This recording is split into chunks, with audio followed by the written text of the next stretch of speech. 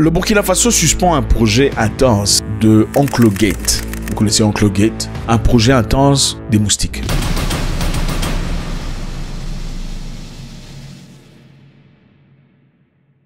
Salut à tous, c'est toujours avec beaucoup de plaisir. Merci d'être là. Avant de commencer, je vous encourage de faire ça. Faites ça s'il vous plaît. Ça ne vous coûte rien, ça nous fait du bien. Le Burkina Faso a suspendu un projet financé par la fondation Onklogate contre le paludisme. Okay, le projet était là depuis un temps, c'est un projet existant, un projet qui a débuté en 2013. Ils ont eu une autorisation spéciale de pouvoir faire ce qu'ils appellent la modification génétique des moustiques.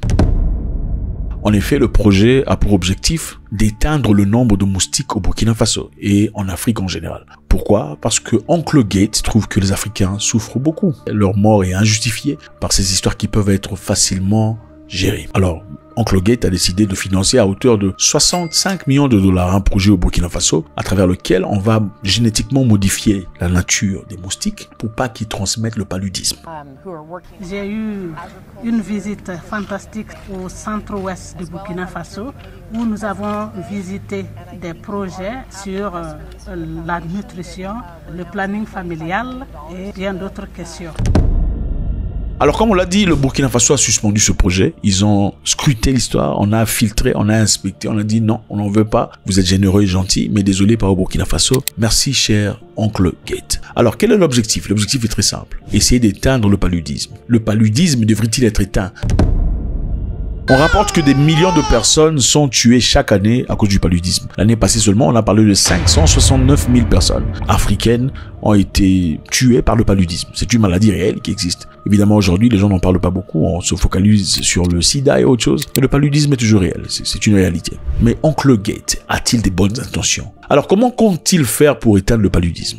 Est-ce par vaccin, vaccination et all bazar? Eh ben non. Le projet de Onklogate est très simple. Comment ça fonctionne? Le paludisme, vous savez comment ça fonctionnait, on ne vous l'apprend pas, mais on va essayer de retoucher un tout petit peu, question d'éclaircir un peu ceux qui sont là. On ne peut pas estimer que tout le monde sait exactement ce qui se passe. Je pense que ce serait la bêtise la plus grande, croire que tout le monde comprend. Le paludisme est transmis par les moustiques. Alors comment ça se passe? Généralement, est-ce que tout moustique peut transmettre le paludisme? Absolument pas. Il y a un groupe spécifique de moustiques qui transmettent les paludismes. Alors comment ça se passe? Comme tous les moustiques ne peuvent pas transmettre le paludisme, c'est un groupe spécifique. Lequel? Les mâles ne transmettent pas le paludisme. Okay? Les mâles, en effet, sont là, juste pour faire des bébés. Okay? En réalité, les femelles sont celles qui font des dégâts. Comment ça se passe? Généralement, les femelles, dans sa nature, se nourrissent de végétaux. On parle de sève végétale, de jus de fruits et all bazar. Les moustiques femelles ne se nourrissent de sang que quand elles sont enceintes. Oui, c'est quand elles sont enceintes, elles ont des bébés dans le ventre, qu'elles ont besoin de nutriments assez forts pour contenir ou pour développer leur bébé. Alors c'est là qu'elles ont besoin de sang. Et généralement, comme il y a l'être humain qui est disponible, des fois ils peuvent aller chez les animaux aussi, mais généralement, comme l'être humain est disponible, en tout cas en Afrique tropicale, ils vont chez l'humain pour piquer. Alors, qu'est-ce qui se passe généralement? Ce qui se passe, on va pas entrer dans les détails scientifiques, quand la moustique femelle pique l'être humain, dans la salive du moustique, il y a le parasite qui crée le paludisme. C'est-à-dire, pendant que le moustique essaie de sucer le sang, transmet aussi à travers sa salive, ce parasite qui entre dans le sang de l'être humain, son hôte, ensuite va vers le foie et se développe, commence à briser des cellules sanguines. Et avec là, vous savez comment ça se passe, le sentiment de froid, de chaleur en même temps qui devient très difficile. C'est-à-dire, les mâles sont inefficaces, inoffensifs. Ce sont les femelles qui sont dangereux. L'objectif, c'est quoi? L'objectif, c'était de rendre les mâles stériles. Okay? En rendant les mâles stériles, quand les mâles iront rencontrer les femelles pour faire clouf clouf bam bam, il y aura absolument rien qui va sortir du machin histoire de... Voilà. Et avec ça, après quelques cycles, la population des moustiques va diminuer s'ils pas s'éteindre. C'était ça l'objectif de tonton Gate. D'accord? Mais avec ça, on n'a pas évalué les conséquences de ces histoires. Plus de 75 millions de dollars ont été investis au Burkina Faso, au Ghana et en Ouganda. Le financement couvre des recherches, a été financé, les essais sur le terrain et l'engagement réglementaire. C'est-à-dire, pour faire un essai d'une histoire telle que celle-là, okay, pour savoir si vraiment ça fonctionne, il faudrait qu'il y ait des volontaires. Enfin, les volontaires sont pas volontaires gratos, pas en Afrique en tout cas. Pour être volontaire dans une histoire comme ça, il faut se faire payer. Les gens ont besoin d'argent. On appelle quelques villageois qui sont payés et eux, ils sont piqués par des moustiques en outrance dans l'objectif de vérifier que ça fonctionne ou pas. Ok? Il faut vérifier, s'assurer que ça fonctionne. Il faut faire un rapport au bailleur de fonds pour dire, écoutez, 75 personnes se sont fait piquer et voilà les résultats. Autant sont devenus positifs de paludisme et d'autres pas. Donc c'est important de faire un rapport. Dans un communiqué, Samuel Paré, secrétaire général du ministère de l'Enseignement supérieur et de recherche de l'innovation au Burkina Faso, a annoncé que Target Malaria a reçu l'ordre de suspendre toute activité dans le pays. Évidemment, les raisons n'ont pas été énumérées. Mais pour essayer de comprendre, il faut se poser une question. Oncle Gates, écoutez, Oncle Gates ou pas, si une personne vous dit, écoutez, j'ai un moyen pour, éteindre cette histoire qui tue beaucoup de personnes dans votre continent. Pourquoi vous diriez non? Parce qu'évidemment, c'est un problème réel. Beaucoup de gens meurent chaque année à cause du paludisme. Alors, pourquoi vous diriez non?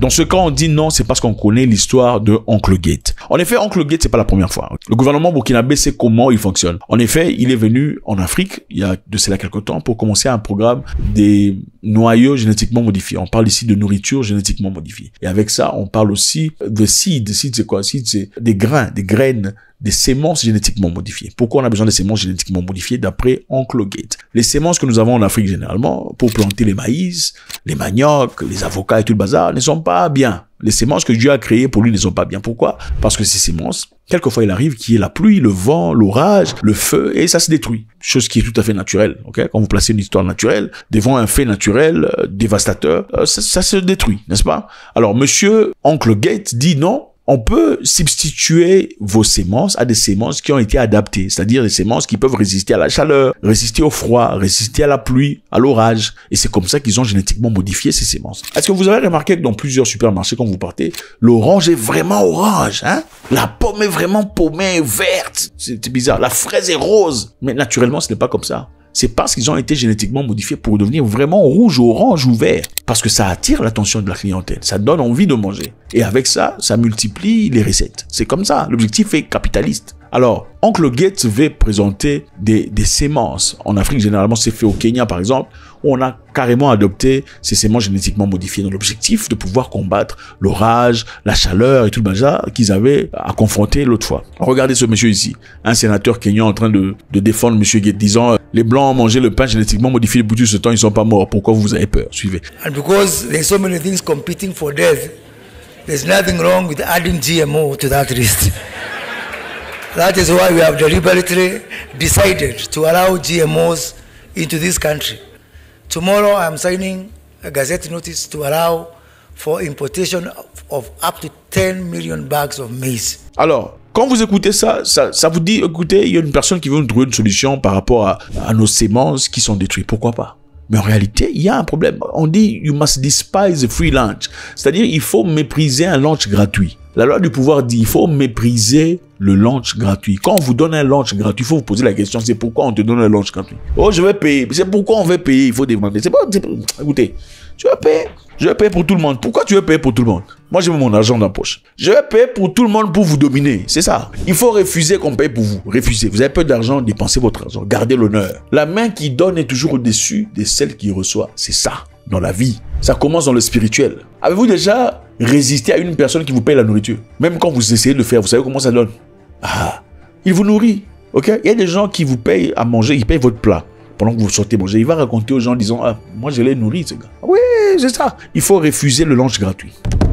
Alors, quand vous inspectez cette histoire pour essayer de comprendre, les seeds et les sémences génétiquement modifiées, comment ça fonctionne? Apparemment, c'est bien, ça vous aide à garder de l'argent, à ne pas perdre votre sémence et tout le bazar. Mais qu'est-ce qui se passe généralement? Prenons l'exemple des maïs, ok? Vous plantez vos maïs, ou prenons peut-être l'exemple des avocats, c'est plus pratique. Vous plantez vos avocats, n'est-ce pas? Vous avez votre plantation d'avocats et vous revendez dans le marché. Qu'est-ce qui se passe généralement? Vous plantez les avocats, quand ça grandit, ça produit des fruits, vous prenez vos fruits, vous revendez, vous mangez certains fruits, et vous prenez les noyaux, vous replantez, n'est-ce pas? Ainsi de suite. Et ceci est valide avec beaucoup de fruits et beaucoup de produits. Donc, vous pouvez reprendre votre sémence, votre noyau, replacer sur terre et recommencer le cycle. Mais avec les produits génétiquement modifiés, ce n'est pas valide. Qu'est-ce qui se passe? Vous produisez une fois, dès que vous avez vos avocats, si vous prenez les noyaux pour replanter, ça ne pousse pas. Parce que ça a été génétiquement modifié. Qu'est-ce qu'il faut faire? Il faut rentrer chez Tonton Guette ou aller voir ses amis et contributeurs pour aller acheter. C'est-à-dire, monsieur Tonton Guette qui était venu au départ comme sauveur, comme machin histoire, finalement vous transforme, vous sort de l'état naturel d'où vous étiez, bénéficiant des éléments venant du créateur et vous donne des éléments qui ont été génétiquement modifiés et vous transforme en subscriber, follower. Vous êtes souscrit à son programme. C'est-à-dire, c'est lui qui décide si vous allez planter ou pas. Donc, si vous ouvrez la bouche, ils refusent de vous donner les semences. Vous faites quoi? Et ces pays, nous parlons ici du Kenya et la Tanzanie.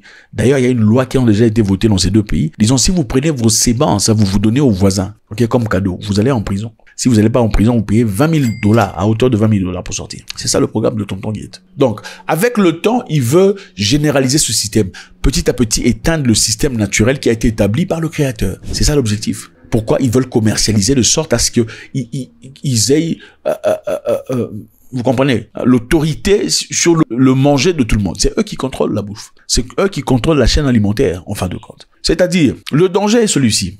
Il n'y a pas que le fait qu'on puisse changer des semences. Il y a aussi le fait que même si vous décidez de garder vos semences naturelles, si votre voisin a des semences génétiquement modifiées, qu'est-ce qui se passerait dans ce cas? Ce qui se passerait, c'est la contamination. Comment ça?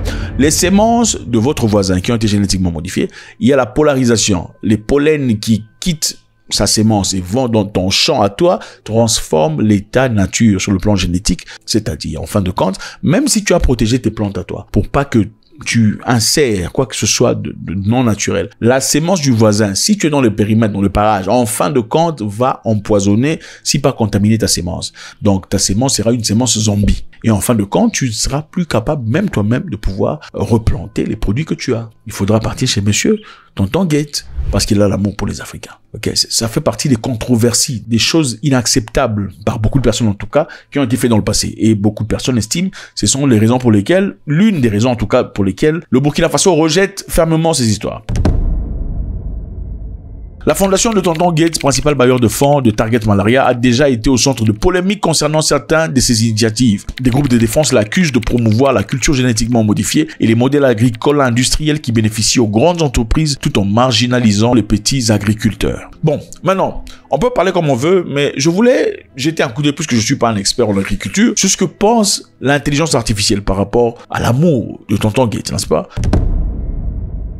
Alors, quels sont les potentiels risques de ce que monsieur Tonton est en train de faire par rapport aux moustiques? ChatGPT parle de conséquences écologiques imprévues. Donc, il y a des possibilités que les moustiques changent. ChatGPT dit les moustiques font partie des réseaux alimentaires complexes. Leur suppression ou modification pourrait impacter les prédateurs comme chauves-souris, oiseaux et autres espèces. C'est-à-dire, généralement, des fois, on pense que certains animaux ou certains insectes ou certaines histoires sont sur Terre pour rien. En réalité, ce n'est pas vrai. Les abeilles, par exemple, vous voyez les abeilles passer. J'ai vu une personne en Afrique dire pourquoi les abeilles existent, pourquoi Dieu a créé les abeilles. Vraiment, c'était quelle invention? Parce qu'il avait été piqué. Nous ne comprenons pas comment l'écosystème, comment l'agriculture même fonctionne, comment les choses grandissent, croissent grâce aux abeilles. L'abeille joue un rôle très important. Si vous tuez les abeilles, on va mourir très vite. Beaucoup de gens ne le savent pas. Allez faire vos propres recherches pour comprendre combien l'abeille est très importante. C'est vrai, il m'est arrivé aussi à moi de me poser des questions de savoir, les moustiques, ça existe pourquoi en fait? Mais en réalité, ChatGPT dit à une raison évidente, si vous changez, altérez la nature de ces moustiques, que le monde subisse des conséquences graves. ChatGPT pense que la modification génétique pourrait se répandre au-delà des espèces ou des zones ciblées avec effet irréversible et imprévisible. C'est-à-dire, ces moustiques, leur nature va changer. Et leur nature changera, pas seulement avec eux, ça changera avec autre chose. Mais vous ne savez pas jusqu'à où ça va changer. Et qu'est-ce qu'il y aura comme conséquence?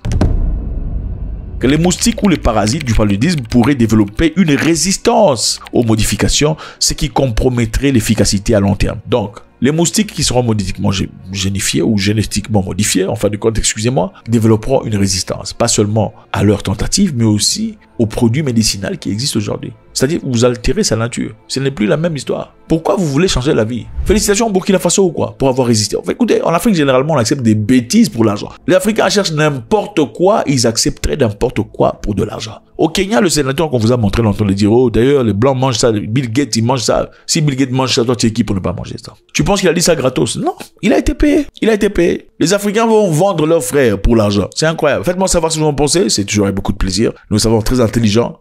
Est-ce que vous pensez que le Burkina Faso est en train de faire quelque chose de très important ici? Ou bien ils sont simplement en train de renvoyer loin d'eux une belle opportunité qui leur a été présentée par une personne philanthrope? God bless.